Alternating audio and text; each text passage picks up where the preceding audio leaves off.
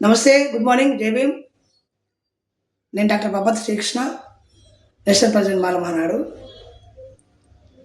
ఇవాళ భారతదేశంలో ఈవీఎంల ద్వారా బీజేపీ గెలుస్తామని చెప్తున్నారు. వాళ్ళు ఎంత ధైర్యంగా చెప్తారంటే అన్ని రాష్ట్రాల్లో మేమే గెలుస్తామని చెప్తున్నారు. దీని ప్రధాన ఉద్దేశం ఏంటంటే ఈవీఎంల మీద ప్రతిపక్షాలు కొట్టాల్సిన అవసరం ఉంది. ఈవీఎంలు బ్యాన్ చేయాల్సిన అవసరం ఉంది. ఈవీఎంలు బ్యాన్ చేయాలని ఎందుకు పార్లమెంట్లో కానీ అసెంబ్లీలో కానీ ప్రతిపక్షాలు మాట్లాడతలేవో మాకు అర్థం కావట్లేదు. ప్రజలను మొత్తం బానిసలుగా చేసి ఉచిత బియ్యం అని, ఉచిత కరెంట్ అని, ఉచిత బస్సులని ఇట్లా ప్రజల్ని బిచ్చగాలుగా చేసి ప్రజాస్వామ్యం మొత్తం చేస్తున్నారు.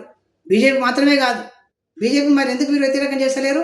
ఈవీఎం ట్యాంపరింగ్ ద్వారా మేము ఓడిపోతున్నాము, కాంగ్రెస్ వాళ్ళము, లేకపోతే ఎస్పీ సమాజ్వాదీ పార్టీ కావచ్చు, లేదంటే డిఎంకే కావచ్చు, లేకపోతే ఇంకా మిగతా రాజకీయ పార్టీలు ఎందుకు ఈవీఎం ట్యాంపరింగ్ అవుతుంది కాబట్టి ఈవీఎం బ్యాన్ చేయమని ఎందుకంటలేరు? ఏకంగా ఒక సైంటిస్టు, ఒక మైనార్టీ సైంటిస్టు చెప్పిండు ఈవీఎం ట్యాంపరింగ్ అయ్యే అవకాశం ఉందని చెప్పిండు. ఆయన చెప్పి ఆయన పదవికి రాజీనామా చేసి వెళ్ళిపోయాడు. వేరే కంట్రీ వెళ్ళిపోయి అక్కడ చేస్తున్నాడు, వేరే కంట్రీలో బతుకుతూ ఉన్నాడు. ఎందుకంటే ఇక్కడ ఉంటే మళ్ళీ ఆయన మీద ఏదో పాకిస్తాన్ ఏదో తీవ్రవాదని చెప్పి ముద్రేస్తానని చెప్పి ఆయన వెళ్ళిపోయాడు, ఒక సైంటిస్ట్ వెళ్ళిపోయాడు. ఇంత దుర్మార్గ దేశం నడుస్తూ ఉంది.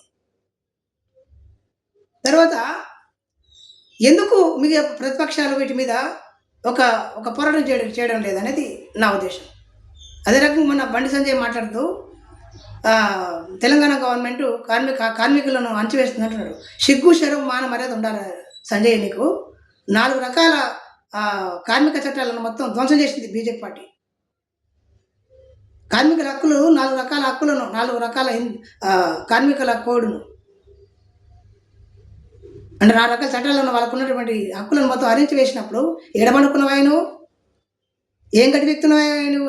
బండి సంజయ్, బండికి కందనేస్తున్నావా? కందన కూడా అయిపోయిందిలే కానీ బండి కందనేస్తున్నావా, లేకపోతే బండి దురుస్తున్నావా, లేకపోతే మొరలు సభ చేస్తున్నావా? ఏం చేస్తున్నావు? మొరలు చేసేది మేమే, మలమాది వాళ్ళని తప్ప వేరే వాడు లేడు. ఈ సంసార మాటలు ఎందుకు మాట్లాడతావా నువ్వు? శిక్ష ఉండాలి కొంచెం. మంచికి అన్నవాది లేదా గడ్డి తింటున్నావు మీరు బీజేపీ వాళ్ళు. ఓడే పాకిస్తాన్ అంటే తెలంగాణ పాకిస్తాన్ అంటాడు. మంచిగా పుట్టారు మీరు, అమ్మనాన్ని పుట్టలే.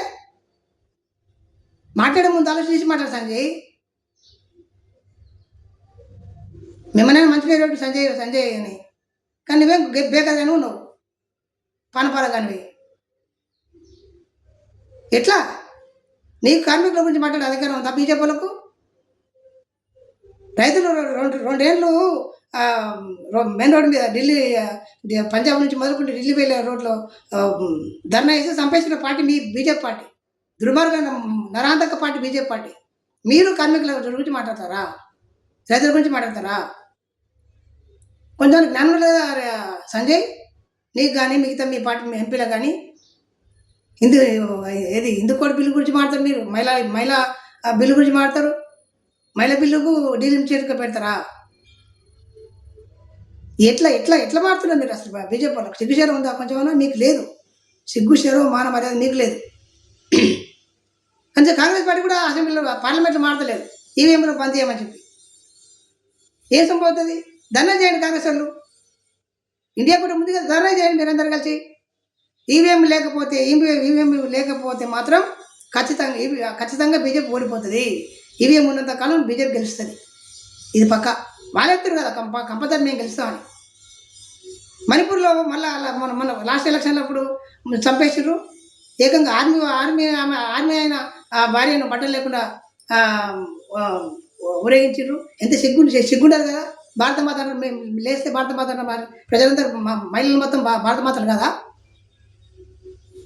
అంటే మీ భార్యలు, మీ పిల్లలు, మీ అమ్మల మాత్రమే భారత మాతలా? మిగతా వాళ్ళు ఆడవాళ్ళు భారత మాతలు కదా. కనుక మీకు మహిళల మీద మాట్లాడే అధికారం లేదు, రైతుల మీద మాట్లాడే అధికారం లేదు, ఎస్సీల మీద మాట్లాడే అధికారం లేదు, బీసీల మీద అసలుకే లేదు. బీసీల మీద మీకు మాట్లాడే అధికారమే లేదు. కార్మికులు మాట్లాడే మీద అధికారం లేదు. మండల కమిషన్ ఆపింది ఎవడు? మీరు కదా. మండల కమిషన్ వేసినప్పుడు బీపీ మండల్ గారు మొత్తం దేశం అంతా తిరిగినప్పుడు ఆయన ఆపింది ఎవరు? ఆ ర్యాలీ ఆపింది ఎవడు? ఏ నా కొడుకులు? బీజేపీ నా కొడుకులు కాదు. బుద్ధి లేదా మీకు? బండి సంజయ్గా మీ అమ్మ నాన్న కొడితే మా మనసు మార్చుకోరు బోసిడికే. నేను మాట్లాడిన మీద ఏమైనా కేసు పెట్టుకో, నా పొత్తు కూడా వేయగలవు నువ్వు. నువ్వు తుపాసి కానివి. నువ్వేంటి నువ్వు వాళ్ళు ఏమవుతుందిరా? వాడు తెలంగాణ కొట్లాడి తెలంగాణ పాంచరాజ్యం వాడు వాడు పాకిస్తాన్తో తెలంగాణ వచ్చినప్పుడు ఏం బీకినవరా నువ్వు? ఈ భాష మొత్తం మీరు నేర్పించింది. రాజకీయ నాయకులు నేర్పించిన మాట నేను మాట్లాడుతున్నా. పార్లమెంట్లో మాట్లాడతారు, అసెంబ్లీలో మాట్లాడతారు, కానీ నేను అదే భాష మాట్లాడుతున్నా. నాకు మాట్లాడే సౌక్యం లేదు, కానీ ఇట్లా మాట్లాడితే మీకు ఇప్పుడు కడన కాలుతుందని మాట్లాడుతున్నా. ఇది రాజ్యాంగానికి విరుద్ధం, పార్లమెంట్ అన్పార్లమెంట్ అనుకుంటే నా మీద కేసు పెట్టరు. ఏం కాదు, నాకు బొంగు కూడా కాదు. నీకు ఆ గుడ్డలు దమ్మే లేదు. బీజేపీ వాళ్ళకి ఎవరిని దమ్ము లేదు. మీరంతా ఇట్లా ఇట్లా ఇట్లా ఈ బ్యాచ్ మీది, ఇట్లా బ్యాచ్ మీది అంటున్నా. I'm sorry. వాళ్ళు కూడా నిజాయితీ ఉంటారు. వాళ్ళకన్నా దుర్మార్గులు మీరు. వాళ్ళు నిజాయితీ పడతారా? వాళ్ళకన్నా తక్కువ మీరు ఇంకా అంటున్నా. కాబట్టి ఈ వరవడి మార్చుకోండి బీజేపీ వాళ్ళు. కాంగ్రెస్ వాళ్ళు కూడా ఈవీఎం మీద కంపల్సరీ కొట్లాడితేనే మంచిది, లేకపోతే డెమోక్రసీ దేశంలో చచ్చిపోతుంది తెలియజేస్తూ జై భీమ్, జై ఇండియా, జై భారత రాజ్యాంగం, జవహర్ పీరో.